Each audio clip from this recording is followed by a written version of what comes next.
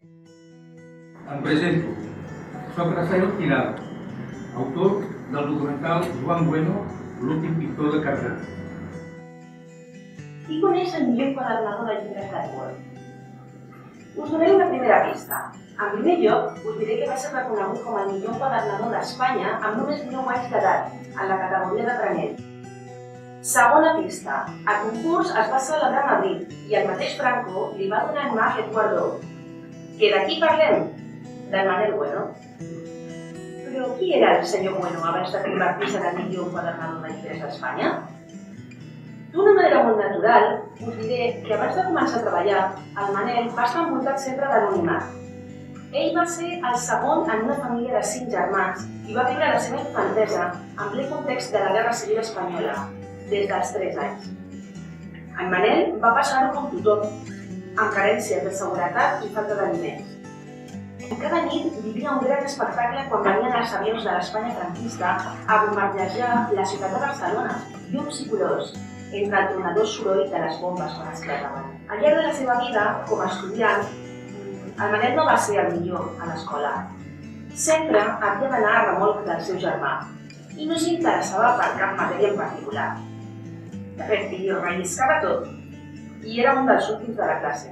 L'origen d'aquesta vocació tan primerenca hem de buscar-la en la fascinació que sentia quan veia l'acció d'estampar un ferrocaler sobre la pell animal amb la subtilesa i la pressió justa, per tant que el full d'or quedés gravat amb la màxima lluentor. La definició sobre la pell que cobria les tapes i el llum del llibre era una proporcionalitat molt difícil d'aconseguir.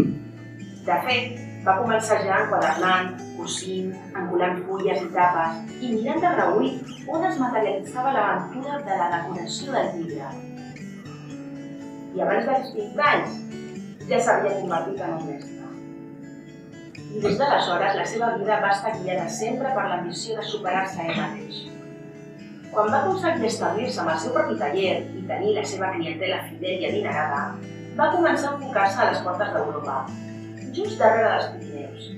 Aquí va ser quan va decidir convertir-se en el millor enquadernador del món. Quasi res. El millor del món. És dificilíssim. I és que el Manel no es va cansar mai del seu prestigi. Tot el contrari. Cada vegada anava sumant més i més premis en aquell ofici al qual havia dedicat anys darrere anys a preparar-se amb molta cura i entusiasme. Allà on es celebrava la carrera o el partit, ell sempre sortia campió.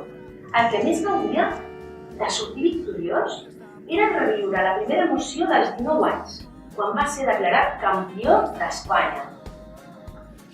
Certament, els seus llibres són veritables obres d'art que haurien d'estar ubicades als millors museus de les ciutats i que no es poguessin tocar, i amb una il·luminació apropiada per tal de conservar-se amb tota la seva esplendor. No obstant això, malauradament, avui en dia hi ha una gran massa de gent que encara no està educada culturalment per admirar i donar-li el valor que realment mereixen aquestes obres. Potser en un futur pròxim, la humanitat sigui capaç d'entendre que quan el cap i el cor estan ben sintonitzats i en la mateixa direcció, es produeix una cosa molt màgica. I és quan te n'adones que has de dedicar-te en cos i ànima a allò que veritablement estimes. Només així es pot fer del teu art el teu ofici.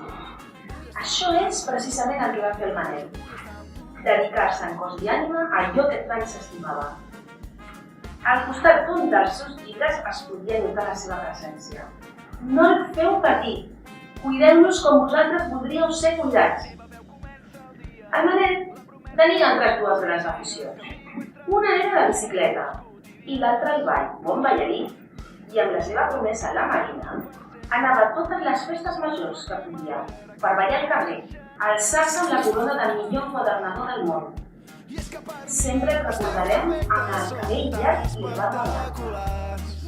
No ens podies haver deixat de millor la gata de la família Bueno. Manel, descansa en pau. Jo vull estar amb tu, vull estar amb tu, jo vull estar amb tu.